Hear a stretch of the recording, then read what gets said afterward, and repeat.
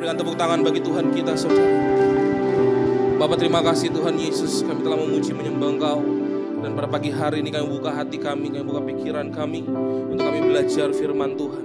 Kami percaya Tuhan, biar firman ini dapat terbagi, dapat tertanam, dapat bertumbuh, dan dapat berbuah dalam kehidupan kami, Bapak. Sembunyikan hamba di belakang salib-Mu, biar hanya Kristus saja yang terpancar.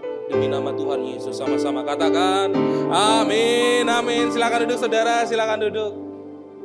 Puji nama Tuhan. Shalom. Apa kabar saudara? Luar biasa, amin. Kita masih di seri Wahyu saudara, tapi sebelum itu saya mengucapkan terima kasih untuk keluarga kita yang telah menyaksikan kebaikan Tuhan. Buat Ibu, terima kasih Ibu. Buat Mbak Nengsi, terima kasih Mbak Nengsi. Ada panggilan baru dari Kareza, Mbak Nengsi. Saudara, kita mau belajar di kota yang kedua, di jemaat yang ketiga, kota yang ketiga, itu adalah jemaat di Pergamus, saudara. Jadi kalau misalnya 2 minggu lalu, kita belajar jemaat di Efesus, ya. Kalau saudara hadir 2 minggu lalu, kita flashback sedikit belajar di jemaat Efesus, yang mereka Tuhan puji, tapi ada masalah yang terjadi, Tuhan cela karena mereka meninggalkan kasih mula-mula. Saudara, jadi waktu itu kita belajar 2 minggu yang lalu bahwa pelayanan saja tidak cukup. Pelayanan bisa dilakukan, kegiatan agamawi bisa dilakukan, kehidupan kita bisa dilakukan, tapi kita nggak punya cinta kasih mula-mula kepada Tuhan. Itu yang pertama. Yang kedua, kita belajar apa kemarin? Jemaat Semirna, saudara. Kita belajar jemaat Semirna, yang dimana Tuhan lihat, Tuhan puji mereka semua. Tuhan nggak cela mereka. Tuhan gak ultimatum mereka, Tuhan puji mereka karena apa? Karena ketekunan mereka, karena hati mereka yang betul-betul tertuju kepada Tuhan, seperti lagu tadi.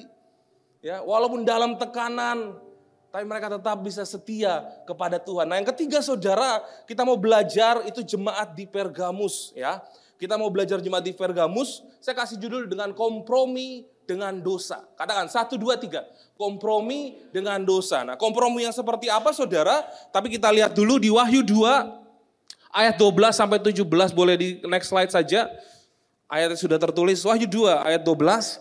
Saya akan bacakan ayat 12, nanti jemaat Tuhan boleh baca ayat 13 dan selanjutnya sampai ayat 17, kita bergantian. Ayat 12, 1, 2, 3. Dan tuliskanlah kepada malaikat jemaat di Pergamus. Inilah firman Dia yang memakai pedang yang tajam dan bermata dua. Jemaat 13.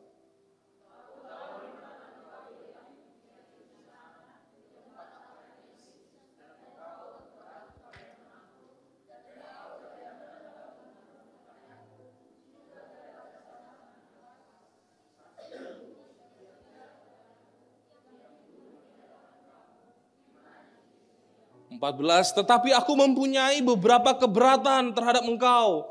Di antaramu ada beberapa orang yang menganut ajaran Bileam, yang memberi nasihat kepada Balak untuk menyesatkan orang Israel supaya mereka makan persembahan berhala dan berbuat zina.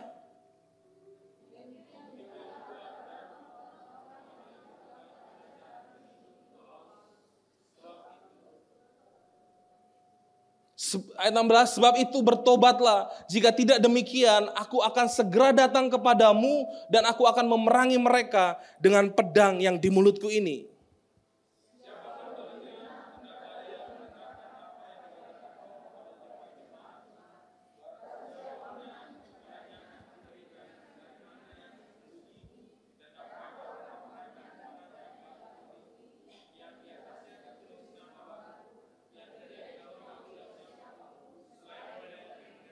Amin. Itu saudara pesan Tuhan yang disampaikan kepada Rasul Yohanes, dan Rasul Yohanes menyampaikan kepada jemaat di Pergamus. Saudara, menarik kalau kita lihat latar belakang dari sejarah Pergamus. Pergamus adalah sejarah menulis bahwa Pergamus ini adalah kota yang berbudaya, saudara. Jadi ini kota yang maju, kota yang cukup besar, kota yang berbudaya, kota yang di situ politiknya maju gitu kan, dan kebebasan agama sebenarnya ada di kota itu. Seperti itu. Jadi kebebasan agama ada, politiknya maju, berbudaya. Karena apa? Karena bangsa Yunani, bangsa Romawi, mereka sama-sama memerintah di situ, saudara. Jadi mereka semua memerintah. Jadi ketika mereka memerintah di situ, mereka mengadakan sebuah pembaharuan untuk kota Pergamus. Sedangkan Pergamus ada di Asia. Ada di Asia kecil. Kalau saudara lihat di Alkitab saudara di peta, itu ada di Asia. Lalu apa saudara, ketika ada Yunani dan Romawi, kota itu mendadak maju. Berpolitik dengan baik gitu kan. Tapi karena ada Romawi, karena ada Yunani, minusnya adalah apa? Mereka juga mengajak pengajaran dari dewa-dewa mereka. Jadi pengajaran kaisar, pengajaran dewa. Yang jelas itu bertentangan dengan pengajaran Kristus. Amin. Jadi itu yang jadi masalah. Nah, menarik seperti gereja di Efesus bahwa Tuhan memuji dan juga Tuhan mencela. Tadi kita baca di ayat yang ke-14, aku mempunyai beberapa keberatan kepadamu. Seperti itu saudara. Nah, kita mau lihat saudara, kita mau belajar dari jemaat di Pergamus ini, apa yang bisa kita petik, apa yang kita bisa pahami, apa yang bisa kita pelajari dari pesan Tuhan kepada jemaat di Pergamus. Next slide. Kita lihat yang pertama saudara, Yesus memuji kesetiaannya dalam tekanannya. Katakan kesetiaan dalam tekanan. 1, 2, 3. Saya akan coba untuk bahas satu-satu ayat. Ayat 12. Dan tuliskanlah kepada malaikat jemaat di Pergamus. Dikatakan kepada malaikat jemaat di Pergamus. Di jemaat yang pertama saya sudah jelaskan bahwa malaikat ini adalah para pemimpin-pemimpin gereja pada saat itu saudara. Jadi yang Yohanes sampaikan kepada pemimpin-pemimpin gereja. Jadi kalau misal saudara saat ini ada beribadah di satu gereja, itu ada malaikat Tuhan yang sedang memimpin saudara, amin. Jadi pemimpin-pemimpin saudara di tempat ini, itu dituntun oleh malaikat saudara. Dia adalah utusan langsung dari Tuhan Yesus. Makanya kenapa, jadi semua pemimpin-pemimpin yang di gereja ini itu semua diurapi, amin. Jadi gak sembarangan saudara. Siapa aja Pak? Ya pemimpin gembala saudara. Ya, hamba-hamba Tuhan saudara, bahkan pemimpin-pemimpin komsel saudara. Amin saudara. Itu semua diurapi saudara. Karena apa? Karena ada tuntunan dari Roh Kudus, ada tuntunan dari malaikat Tuhan yang menuntun mereka. Dikatakan apa? Inilah firman Dia, D-nya huruf besar, artinya Tuhan Yesus sendiri yang memakai pedang yang tajam dan bermata dua. Ayat 13, di sini poinnya. Aku tahu di mana engkau diam, yaitu di sana, di tempat tahta iblis. Dan engkau berperang kepada namaku. Dan engkau tidak menyangkal imanmu kepadaku. Juga tidak pada zaman Antipas, saksiku yang setia kepadaku. Yang dibunuh di hadapan kamu, di mana iblis diam. Nah saudara, menarik dikatakan di sini ayat 13, aku tahu di mana engkau diam. Dikata diam di sini saudara, bahasa aslinya itu adalah katoikeo, bahasa Yunaninya. Nah kata diam yang di atas, itu sama dengan kata idiom yang di bawah ini. Di mana iblis diam. Artinya berdiam. Bukan diam gak berbicara saudara. Jadi dia berdiam di tempat tahta iblis. Artinya mereka tinggal di Pergamus. Itu mereka tinggal di dalam kekuasaan iblis sepenuhnya. Tahta iblis saudara.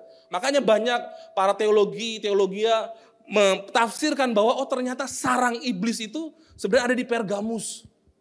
Seperti itu. Jadi itu yang jemaat di Pergamus lakukan, di jemaat Pergamus alami, mereka berdiam di dalam tahta iblis. Mereka tinggal di dalam tahta iblis, di dalam lingkungan iblis. Simpelnya begini saudara, kalau kita semua saat ini ya ada di lingkungan, ada di daerah sini saudara, ini lingkungan kerajaan iblis. Bagaimana perasaan saudara? Kejahatan semua ada di sini. Memang ada kejahatan di sini saudara, tapi enggak semuanya. Ya kan? Terjadi pembunuhan, terjadi pokoknya sara semua segala macam. Bagaimana perasaan kita? Saya percaya kita pasti akan tertekan saudara. Amin. Pasti saudara akan tertekan. Pasti saudara akan minta sama Bapak Gembala kita pindah aja. Tapi gak mungkin saudara. Karena kita sudah beli 2. Amin saudara. Nah itu juga yang terjadi sama Pergamus. Mereka ada di dalam tekanan. Bukan karena mereka yang membuat mereka tekanan. Tapi keadaan mereka ada di dalam lingkungan iblis. Ada di dalam lingkungan kejahatan saudara. Tidak ada dalam Alkitab kalau saudara baca dari perjanjian lama sampai perjanjian baru. Ditulis dalam kitab. Itu tentang ada satu kota tata iblis. Tidak ada. Kecuali hanya di Wahyu ini. Di jemaat Pergamus. Berarti sangat-sangat seram saudara. Sangat-sangat mencekam. Saya bayangkan kalau misalnya saya tinggal di dalam satu perumahan saja. Hanya saya sendiri yang orang Kristen saudara. Hanya saudara sendiri yang orang Kristen. Hanya saudara sendiri yang punya iman kepada Kristus. Pasti saudara gak akan nyaman. Betul? Pasti saudara gak akan nyaman. Saudara mengalami persekusi mungkin. Mungkin saudara gak boleh ibadah di rumah. Itu yang terjadi saudara. Tapi beda dengan Pergamus, dia dipuji Tuhan. Dikatakan gimana? Aku tahu engkau diam yaitu di sana, di tempat tahta iblis. Dan engkau berpegang kepada namaku.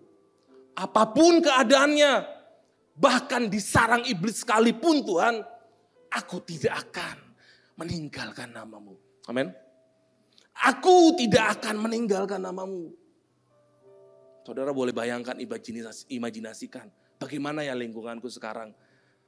Bagaimana lingkungan pekerjaanku ya? Bagaimana lingkungan pergaulanku ya? Jangan-jangan saya ada di sarang iblis. Bayangkan saudara. Ini relate dengan zaman sekarang. Ya saudara, kalau saudara pikirkan. Kita ada di zaman dimana mungkin kiri kanan kita bukan orang yang seiman. Mungkin kiri kanan kita bukan orang yang kenal Kristus. Atau iya dia kenal Kristus Pak, tapi hanya KTP saja. Amin. Jemaat Kima KTP? Tidak Pak. Jemaat Kima hati dan pikirannya semuanya tertuju kepada Kristus. Amin Jemaat Kima. Colek dulu kiri kanan. Hati pikiranmu tertuju sama Kristus Mika. Tanya dulu saudara. Dan itu yang terjadi. Jadi Tuhan memberikan pujian kepada jemaat Pergamus. Mereka mau bertahan tinggal di kota yang menjadi tahta iblis. Apa pesannya saudara? Tuhan mau ngajarin kita supaya kita gak jadi orang yang pengecut. Amin. Tuhan mau ajarkan kita supaya kita gak jadi orang pengecut. Untuk kita memegang nama Tuhan. Saya ulangi, untuk kita memegang nama Tuhan. Saudara, saya besar bukan di sekolah Kristen saudara. Saya besar di sekolah negeri. Ini waktu saya masih kecil, saya masih ingat banget. Kalau saya pikir, aduh bodohku ya dulu. Saudara tahu, di lingkungan saya, itu semua orang yang bukan orang saudara, bukan orang Kristen. Orang yang beda Tuhannya, beda agamanya. Pada saat kecil mungkin karena saya belum paham gitu kan saudara. Saya bilang, teman-teman saya tanya, kamu agama apa? Aku agama Kristen. Tapi oke, tenang aja teman-teman. Semua agama sama. Kenapa saudara? Karena saya takut. Saya pengecut saudara pada saat itu. Masih kecil. Saya takut ketika saya bilang, aku Kristen, kenapa? Macam-macam sama Kristen. Saya bilang, enggak, semua agama sama aja kok. Tapi sebenarnya beda saudara. Amin. Kristenmu mengajarkan sesuatu yang berbeda. Dengar baik. Tuhan Yesus mengajarkan sesuatu yang berbeda. Bahkan Isa yang ditulis dalam Al-Quran pun itu berbeda dengan Yesus yang kita sembah. Pahami ini teman-teman. Yesus ya Yesus. Isa dalam kita mereka, Isa dalam kita mereka. Saya ciut saudara. Kenapa? Karena lingkungan saya berbeda dengan saya. Saya enggak berani, kenapa? Karena saya berbeda dengan mereka. Tapi ketika saya bertumbuh, saya bertobat, saya mengalami kelahiran baru. Saya pikir, oh ya ngapain aku harus malu? Ngapain aku harus jadi orang pengecut? Karena Tuhanku berperang atas diriku, amin saudara. Karena Yesus berperang atas diri kita. Dan itu yang dipuji oleh Tuhan. Ketika kita gak menjadi pengecut, ketika engkau bisa mempertahankan iman Kristus, iman Kristenmu. Tuhan melihat hati kita. Tuhan memuji kita. Dan kabar buruknya saudara adalah apa? Ini zamannya sekarang. Di zaman akhir ini. Saudara paham ini. Kristen akan semakin terhimpit. Ya saudara, paham ini. Tadi ibu kesaksian sangat bagus. Gereja ini gereja kemurnian. Kita dimurnikan saudara di tempat ini. Amin saudara. Kita semua ini orang berdosa. Ini kita belajar di poin yang kedua.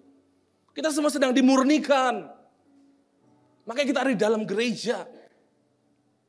Dan di zaman akhir ini memang kita sedang dimurnikan. Nanti kelihatan siapa yang gak kuat bertarung, siapa yang gak kuat bertahan. Mereka akan tersingkirkan.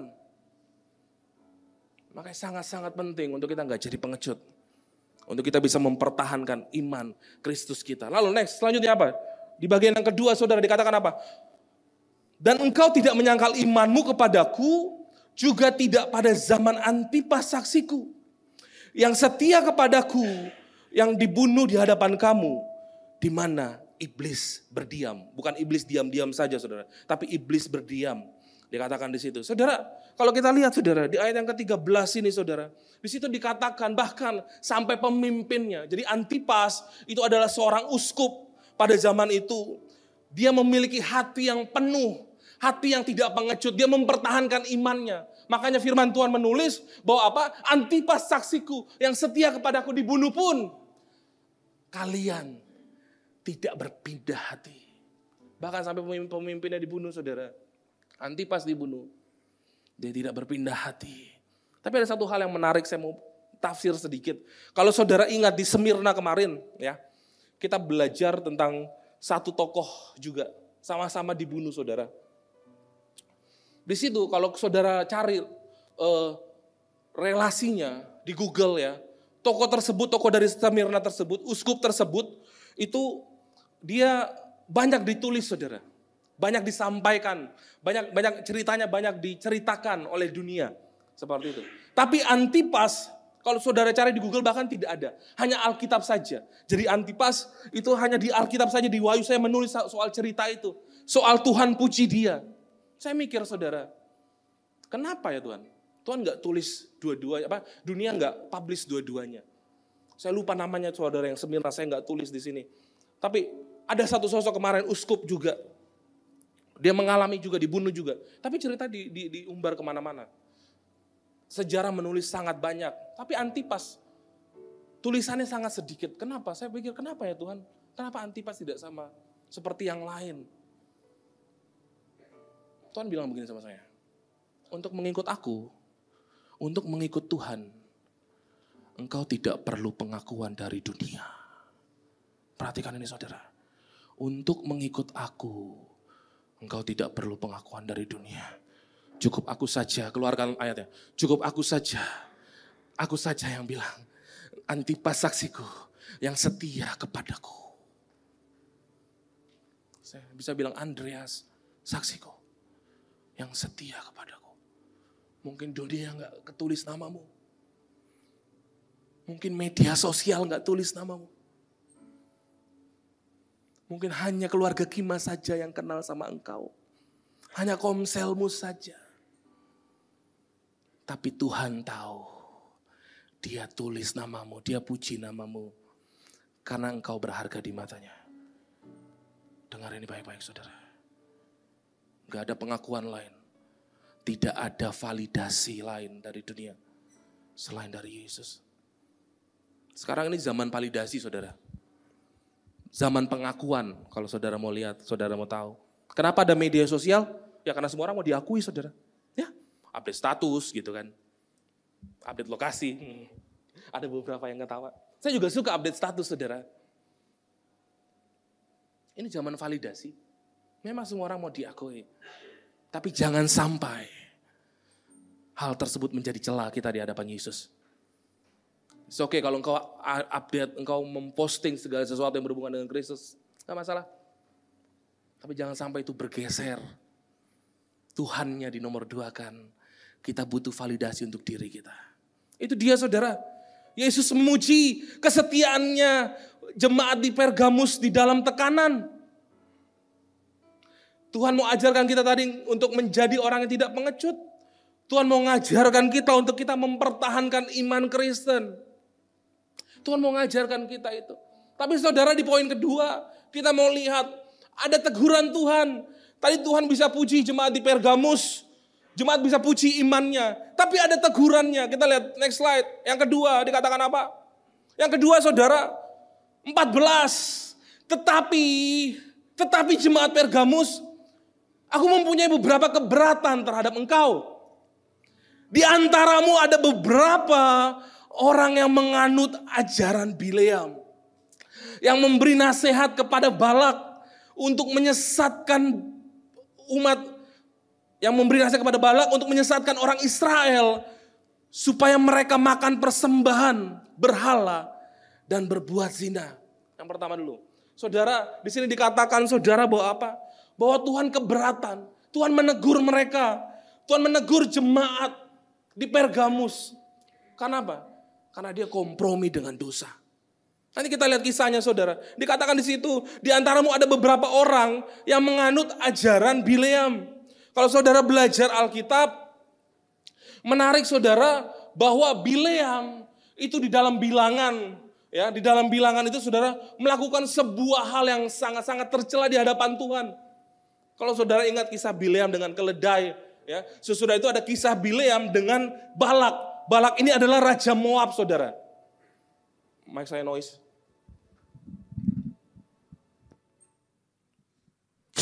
Cek. Yang well. Cek. Oke. Saudara, jadi Bileam dia apa? Dia melakukan sebuah siasat, sebuah kelicikan saudara. Kalau misalnya kita lihat bahwa apa? Bahwa Bileam itu mengajarkan sebuah hal. Dia melakukan sebuah hal kepada Balak, kepada Raja Moab. Supaya apa? Supaya kawin silang terjadi antara orang Moab dengan orang Israel. Bileam mengajarkan itu. Makanya dikatakan di situ Bileam mengajarkan apa? Mengajarkan persembahan berhala dan berbuat zina. Nah ketika Bileam mengajarkan itu saudara, Bileam mengambil kehormatan Israel, Tuhan mencela umat Israel. Sehingga kalau saudara baca, kita lihat Bilangan 25 ayat 1-3. Sementara Israel tinggal di Sitim, mulailah bangsa itu berzina dengan perempuan-perempuan Moab. Ayat 2 dikatakan apa? Perempuan-perempuan ini mengajak bangsa itu ke korban sembelihan. Setelah berzina saudara, diajak untuk menyembah berhala. Lalu bangsa itu turut makan dari korban itu dan menyembah Allah orang-orang itu. Allahnya orang Moab disembah. Ayat 3 dikatakan apa? Ketika Israel berpasangan dengan Baal Peor, si Balak tadi ini, bangkitlah murka Tuhan terhadap Israel. Kenapa ini bisa terjadi? Karena Bileam kompromi dengan dosa. Sebelumnya saudara, Bileam disuruh sama si Raja Moab itu, dia bilang, tolong Bileam, hancurkan Israel, kutuki Israel. Tapi Bileam gak bisa. Lidahnya tertahan. Kalau saudara baca di ayat sebelumnya. Lidahnya tertahan. Di pasal sebelumnya. Ini kisah tentang Bileam itu. Lidahnya tertahan untuk mengutuki Israel. Tapi Bileam gak mau rugi saudara. Bileam gak mau rugi. Ada upah yang besar Raja Moab kasih. Atau begini aja Raja Moab. Kita bikin siasat untuk menghancurkan Israel. Kompromi dengan dosa. Sebenarnya sudah bagus saudara. Dia sudah gak bisa mengutuki Israel. Tapi karena ada mamon di situ, perhatikan ini. Ada mamon. Kita bikin siasat. Kita hancurkan Israel. Kita buat dia berkawin silang.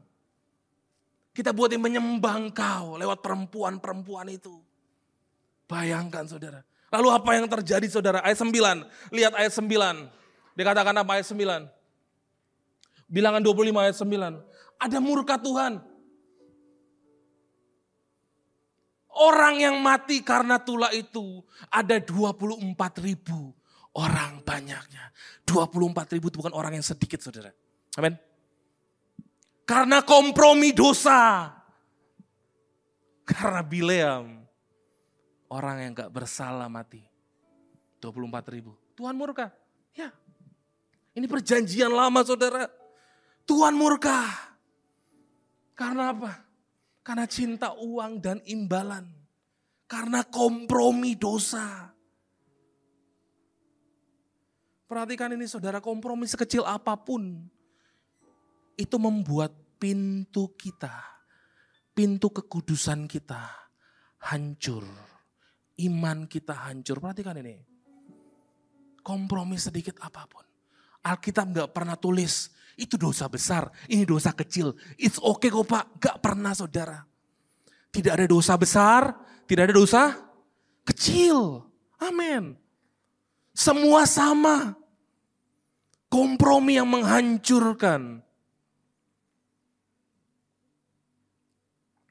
umat Israel. Karena Bileam, karena seorang Bileam. Perhatikan ini, Tuhan sudah puji kita. Kau rajin beribadah, kau rajin pelayanan, kau rajin komsel. Kau rajin kasih masuk persembahanmu di gereja.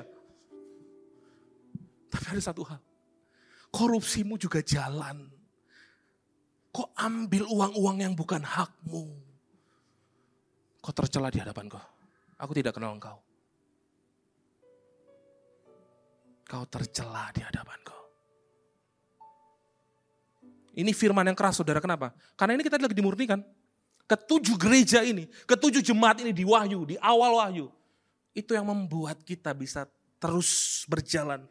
Terus berjalan, terus berjalan. Untuk sampai di masa Tuhan memerintah bersama-sama dengan kita. Semuanya pesan saudara. Semuanya pesan untuk kita maju. Nanti di akhir kita lihat apa yang Tuhan kasih. Tuhan gak mau habisin kita, tidak. Tuhan gak mau kasih selesai kita. Kau berdosa, kau kompromi, selesai, mati. Enggak.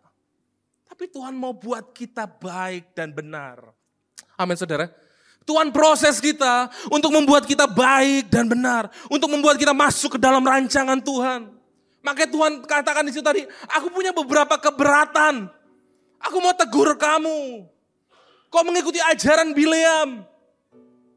Itu dia saudara. Mengikuti ajaran yang salah, yang keliru. Kita lihat selanjutnya lagi saudara. Yang ayat 15 dikatakan ajaran siapa lagi? Dikatakan apa? Ayat 15. Demikian juga ada padamu orang-orang yang berpegang kepada ajaran pengikut Nikolaus. Nah kalau di Efesus kemarin, di minggu yang pertama kalau saudara hadir, saudara ikuti. Itu juga saudara Nikolaus, pengajaran sesat yang ada di kota Efesus. Jadi saudara, Nikolaus ini adalah dulunya adalah seorang rasul saudara. Ada di kitab Kisah Para Rasul. Hanya ketika dia berjalan, melayani, ketika dia berjalan untuk mengerjakan panggilan, dia mendadak menjadi sesat. Kenapa? Karena dia pakai paham kompromi saudara. Karena dia pakai paham kompromi. Oh enggak apa-apa. Enggak apa-apa kok. Oh ya enggak apa-apa. Merokok aja gak apa-apa, gak masalah. It's okay kok, it's okay. Gak ada kok di Alkitab. Kompromi. Ya kan? Oh gak apa-apa. Gak apa-apa.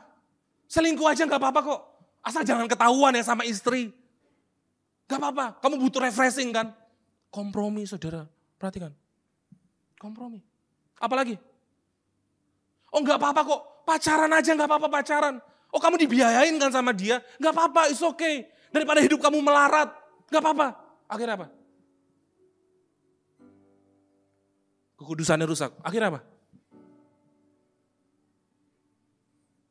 Terjadi dosa seksual. Hamil. Karena apa? Karena kompromi. Kompromi. Kompromi saudara. Semua karena kompromi dengan dosa. Saudara saya menyiapkan khotbah ini. 1 minggu ini saya ada ikut retreat pelayanan hamba Tuhan. Saya bergumul keras saudara. Tuhan gimana caranya nih? Aku bisa menyampaikan ini dengan benar. Karena aku masih sering jatuh Tuhan. Tapi Tuhan kuatkan, Tuhan teguhkan saya. Sampaikan. Lakukan yang terbaik. Kalau saya sudah jatuh bagaimana? Kunci cuma satu. Saya enggak akan membuat kamu mati. Tapi jangan kembali lagi kepada dosamu. Amin saudara. Jangan kembali lagi kepada dosamu. Hanya itu saja. Hanya itu saja. Jangan kembali lagi kepada dosamu. 1 Korintus 10 ayat 21 kita lihat. 1 Korintus 10 ayat 21. Tolong buka ayatnya. 1 Korintus 10 ayat 21. Firman Tuhan bilang apa? Kamu tidak dapat minum dari cawan Tuhan dan juga dari cawan roh-roh jahat. Perhatikan ini. Kamu tidak dapat mendapat bagian dalam perjamuan Tuhan dan juga dalam perjamuan roh-roh jahat. Maksudnya apa saudara? Kita gak bisa kompromi atas dosa apapun itu. Pilihannya dua. Kita mau minum dari cawan Tuhan atau kita mau minum dari cawan roh jahat. Atau kita mau hidupi daging kita, mau hidupi dosamu, mau hidupi kebiasaan lamamu, gak mau bertobat. Terserah. Salah gereja dong Pak? Enggak, gereja gak pernah salah. Gereja salah kalau gereja mengajarkan kompromi dosa. Amin. Kalau gereja masih teriak-teriak di sini saudara, masih kayak singa yang mengaum-ngaum, dia nggak pernah salah. Yang salah kalau engkau tutup hatimu. Enggak Tuhan. Enggak. Aku pikir itu yang aku lakukan tuh baik kok Tuhan. Aku nggak rasa itu dosa kok Tuhan. Itu salah saudara. Itu pembenaran diri. Aku nggak rasa itu dosa kok Tuhan. Aku lakukan aja. Banyak orang yang tertolong kan? No. Ingat. Yang baik belum tentu benar. Itu sangat terngiang-ngiang di keluarga Gima saudara. Bapak Gembala kita ajarkan. Yang baik belum tentu benar. Tapi yang benar sudah pasti baik. Amin. Amin. Yang benar sudah pasti baik. Kok gak bisa memilih dua cawan sekaligus? Tapi Tuhan kasih satu cawan. Yaitu cawan dari Tuhan. Yang kita boleh nikmati. Yang kita boleh hidupi. Lalu apa akibatnya kalau saya kompromi terus? Lalu apa akibatnya kalau saya tidak bertobat-tobat? Saudara tahu kisah Bileam. Terakhirnya Bileam, apa yang dia dapatkan? Dia mati dibunuh oleh orang Israel. Akibatnya kalau kita kompromi terus saudara. Ada saatnya engkau akan mati. Mungkin gak secara jasmani. Mungkin gak secara nyawa saudara. Tapi mulai dari imanmu mati pertama. Mulai dari rohanimu mati kedua. Ketiga, Tuhan kasih konsekuensi dosa. Apapun itu. Kalau kejahatan bisa dipenjara. Kalau kejahatan bisa dikasih sakit. Kalau kejahatan bisa dikasih jatuh, gak dibangkitkan lagi oleh Tuhan. Itu kompromi dosa. Amin. Dengarin anak-anak muda. Jangan kau kompromi dengan dosamu. Ya katakan ya, tidak katakan tidak. Tapi lingkunganku kak, lingkunganku itu tadi kak, tahta iblis kak. Lingkunganku tahta iblis kak, semuanya jahat. Pilihannya ada sama kita saudara, kita gak bisa salahkan lingkungan kita. Tapi kita bisa bilang gini, otakku, pikiranku, hatiku, aku mau keluar, aku mau lingkungan di gereja. Untuk membantu, membackup aku, untuk aku keluar ke lingkungan pekerjaanku. Amin saudara. Makanya ada komsel, amin. Makanya ada persekutuan kecil yang dibuat gereja ini. Karena gereja tahu, karena tim pengembalaan tahu. Bahwa jemaatku ini gak bisa hanya hari Minggu saja datang untuk dengar firman Tuhan. Bahkan ketika dengar firman Tuhan pun otaknya kemana-mana saudara. Biasa kayak gitu kan? Ada yang udah pikir bakmi, ada yang udah pikir bakso babi. Amin saudara. Biasa begitu, ada yang udah pikir nanti aku masak apa ya, mau makan apa ya. Itu di hari Minggu. Bayangkan ketika hari Minggu saudara gak dengar firman. Saudara gak hidupi firman. Ketika engkau keluar. Apakah engkau gak kompromi dengan dosa? Sudah berjalan dengan dosa pun ada komunitas kecil yang disiapkan. Di situ kita menguatkan diri kita saudara. Di situ kita nge-charge diri kita. Supaya apa? Supaya ini. Kita gak jatuh dalam murkanya Tuhan. Kita gak ditegur oleh Tuhan. Jangan ada kompromi dengan dosa. Saudara lakukan. Ada satu kisah saudara. Saudara mungkin ingat tentang kisah preman yang namanya John. Yang saya sering ceritakan. Ketika itu John sedang teriak-teriak saudara. Berkelahi di depan gereja. Lalu pastornya keluar. Pendeta Erik keluar. Pastor Erik keluar. Lalu katakan, John stop. Kenapa kamu ribut di depan gereja? Kenapa kamu gangguin masyarakat terus? Kenapa hidupmu jahat sekali? Udah selesai. Diam, berhenti. Akhirnya apa? John bilang apa? Oke, saya berhenti. Oke, gini aja. Pendetanya punya ide. Oke, gini aja. Besok hari Minggu kamu datang ke gereja. Aku kasih kamu pekerjaan. Aku kasih kamu sesuatu tugas. Oke, siapa pendeta? Hari Minggu saya datang. Lalu hari Minggu saudara, John datang ke gereja. Ketika dia datang, pendeta ini nggak nyangka dia akan datang karena pada saat itu dia hanya pikir, udahlah biarin aja, ntar dia palingan juga nggak datang karena emang orang jahat. Ternyata si John datang. Pak pendeta salam dia, selamat hari Minggu. Akhirnya kamu datang ya, udah kamu duduk dulu, nanti tugas kamu cuma satu. Apa Pak pendeta? Bawa ini tangguh persembahan, nanti kamu jalan ke jemaat. Ya, jalan ke jemaat, ambilin persembahannya jemaat. Hanya gitu aja Pak pendeta. Iya hanya gitu aja. Oke, gampang. Ini mah nggak perlu tenaga apa-apa. Iya, akhirnya sudah saudara, khotbah selesai seperti kayak ibadah kita. Khotbah selesai. Lalu masuk dalam persembahan, doa persembahan. Lalu John maju untuk ambil tangguh persembahan. Saudara, karena dia preman, ya, dia nggak ngambil persembahan kayak Ibu Rani, saudara, yang senyum. Dia nggak kayak gitu. Ibu Rani biasa pelayanan persembahan. Dia nggak kayak gitu, saudara. Tapi dia penuh dengan intimidasi. Woi, kasih nggak? Uang biru. Kasih lagi. Kasih nggak? Dia begitu. Dia preman, saudara. Dia pakai cara yang seperti itu. Alhasil, persembahannya emang banyak. Amin. Persembahannya banyak. Dan kita perlu pakai preman, saudara.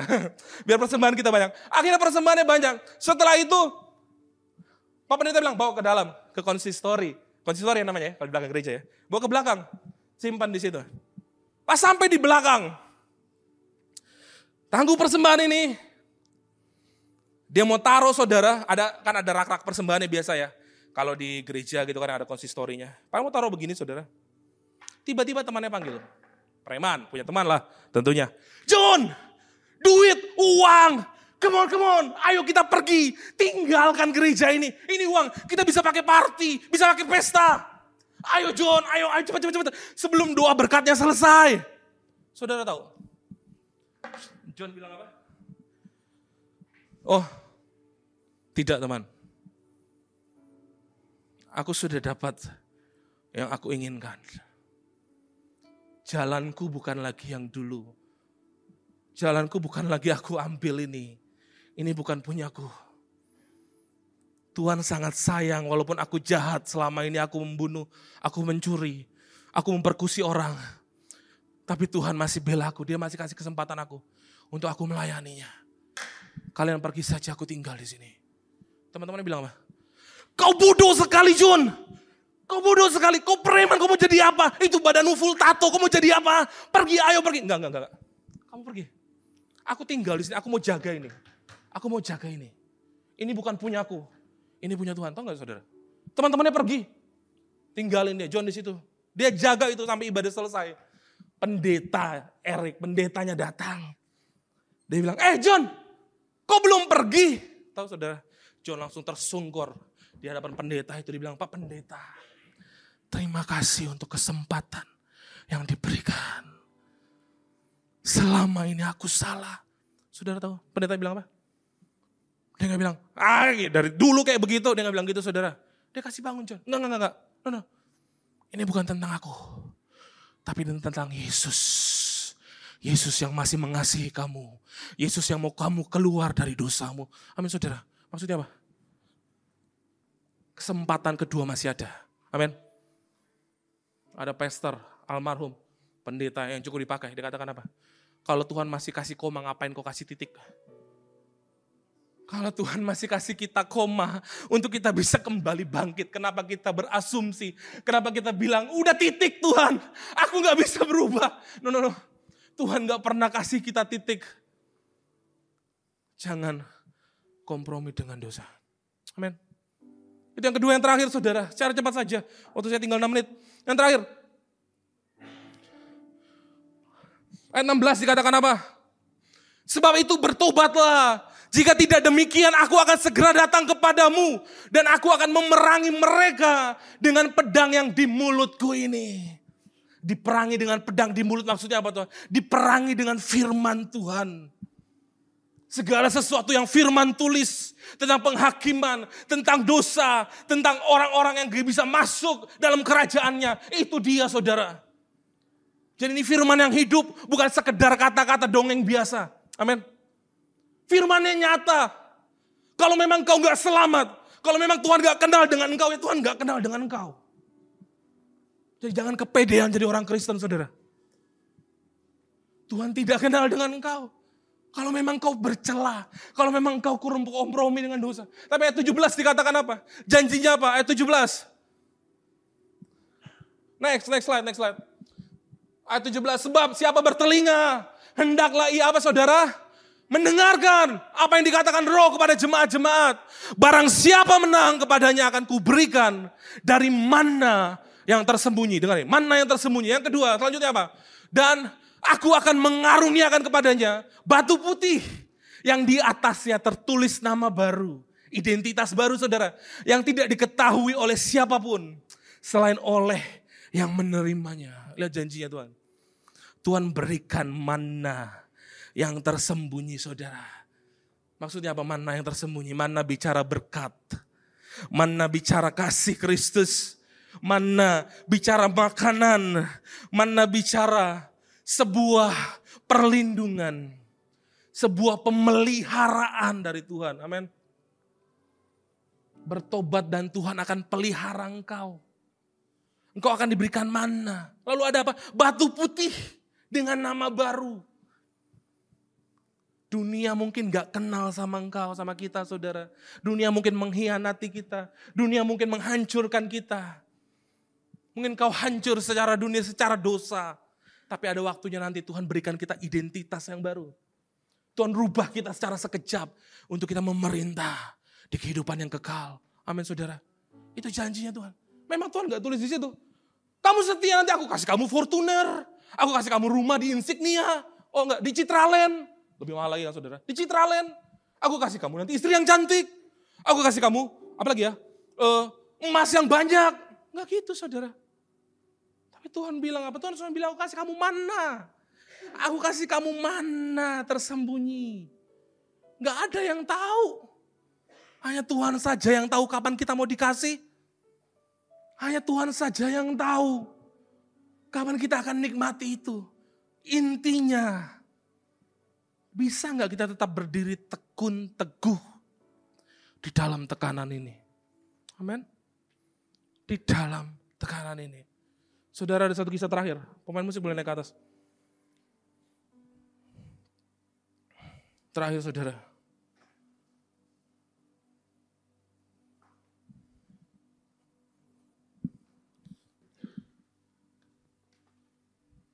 Kalau saudara tahu kisah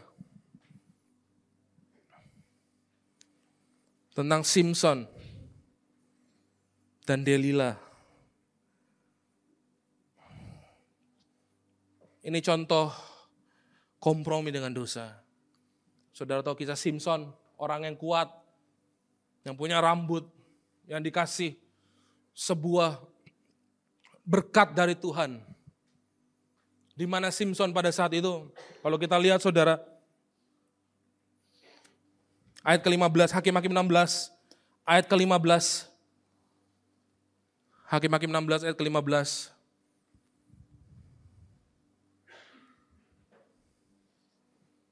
Ayat 15 bilang gini, berkatalah perempuan itu kepadanya, bagaimana mungkin engkau berkata aku cinta kepadamu? Digombal saudara. Padahal hatimu tidak tertuju kepadaku Simpson. Sekarang telah 3 kali engkau mainkan aku. Dan tidak mau menceritakan kepadaku. Karena apakah kekuatanmu demikian besar? Saudara tahu, Simpson pertama teguh. 3 kali dia tipu Delila, di mana rahasia kekuatannya. Tahu kan Simpson yang kuat saudara, yang bisa mengalahkan semuanya. Tapi saudara tahu gak? Ketika di ayat ini, ketiga kali, dia kompromi dengan dosa. Dia membocorkan janji Tuhan. Ayat 16, katakan apa? Ayat 16, next. Lalu setelah perempuan itu berhari-hari merengek-rengek kepadanya dan terus mendesak-desak ia tidak dapat lagi menahan hati sehingga ia mau mati rasanya. Kompromi terjadi. 17, kita lihat. Ayat 17, next. Maka diceritakan jala kepadanya segala isi hatinya.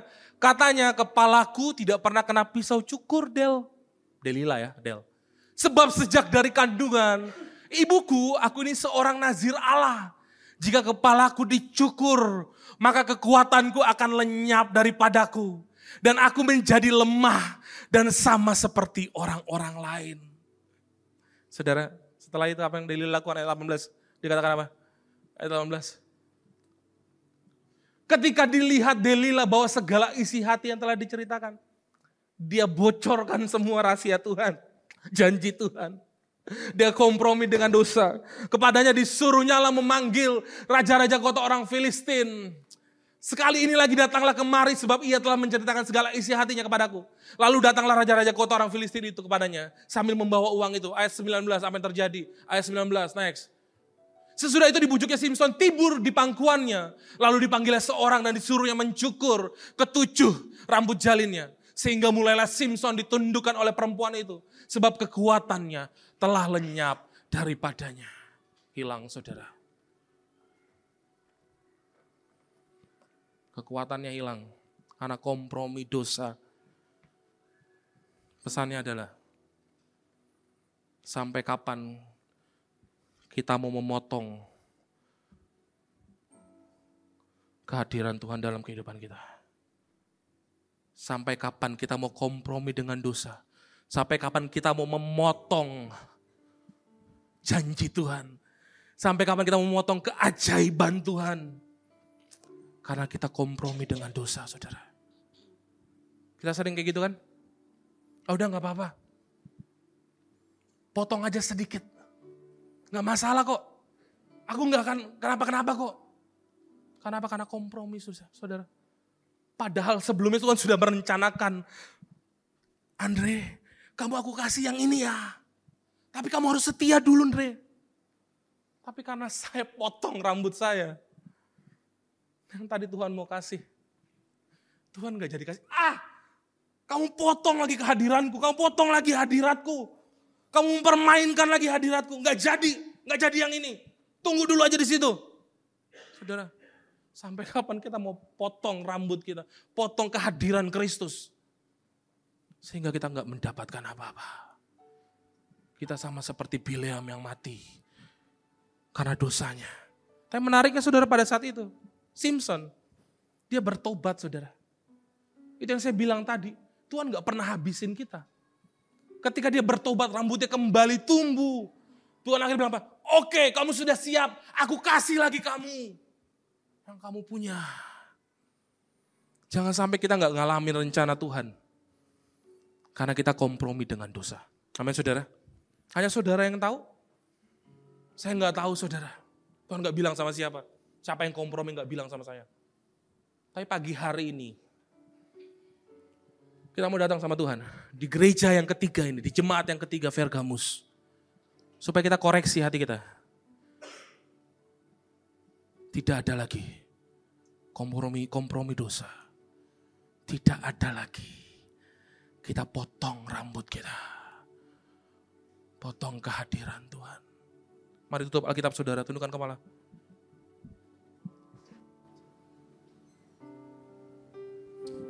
Mari tundukkan kepala kita saudara. Thank you Jesus. Thank you Jesus.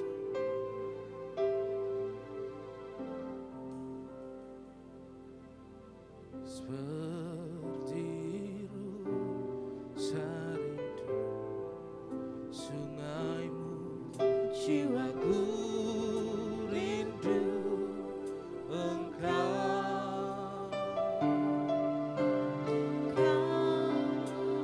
Tuhan asli, hatiku ku rindu menyembahmu.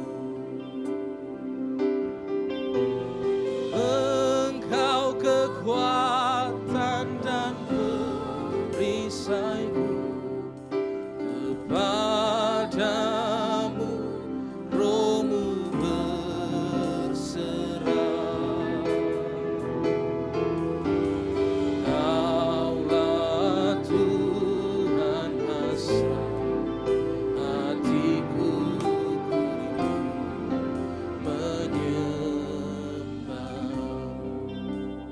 Panggil dia, katakan Yesus, Yesus, Kau berarti bagiku.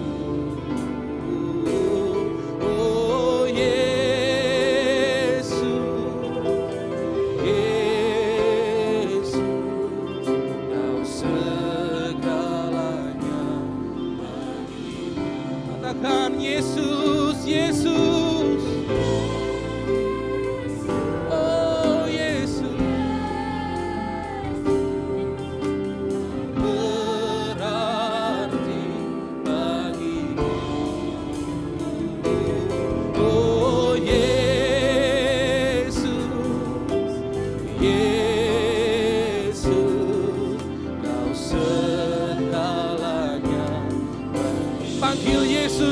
Mari kita bangkit berdiri keluarga Gima, katakan, oh Yesus Tuhan, Yesus.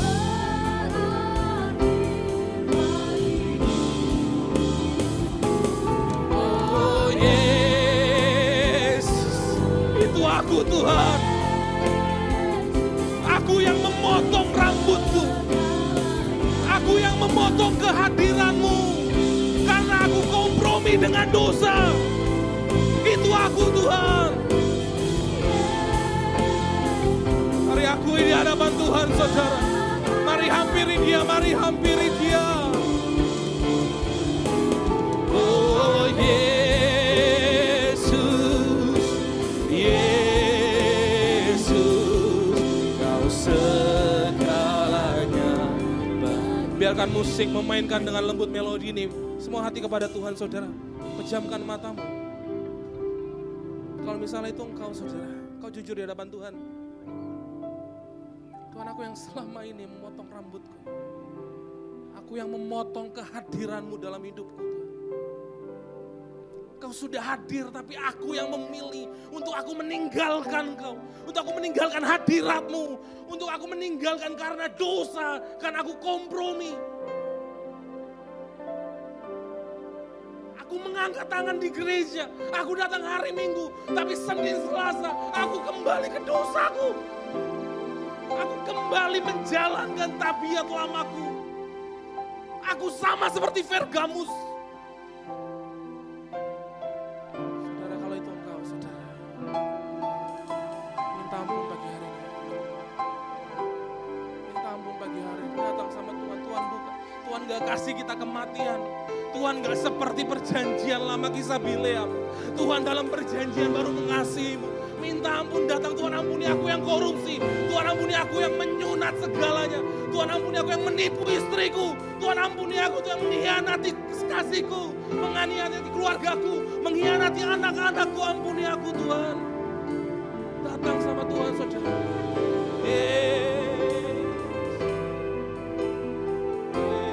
Datang sama Tuhan. Tuhan ampuni kami Tuhan.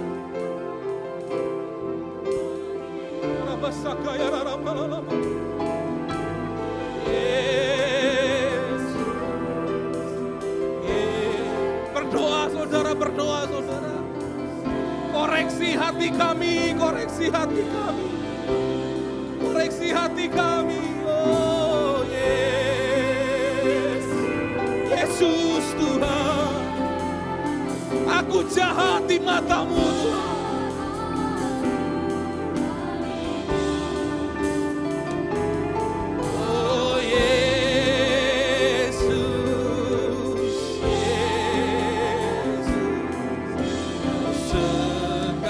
Kalau kau sudah berdoa, angkat tanganmu di hadapan Tuhan, sembah dia, sembah dia.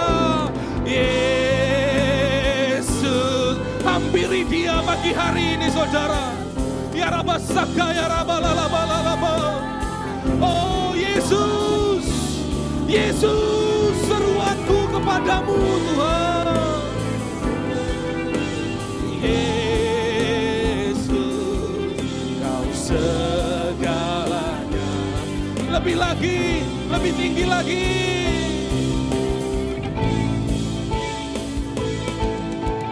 Yesus, Yesus, kau berarti bagiku. Oh Yesus, Yesus, kau sekali lagi panggil nama Yesus.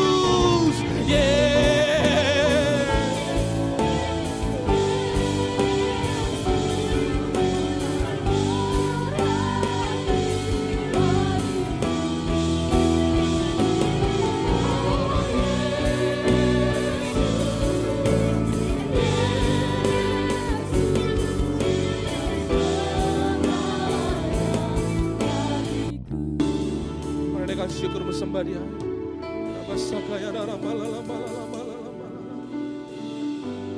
Mari sembah dia.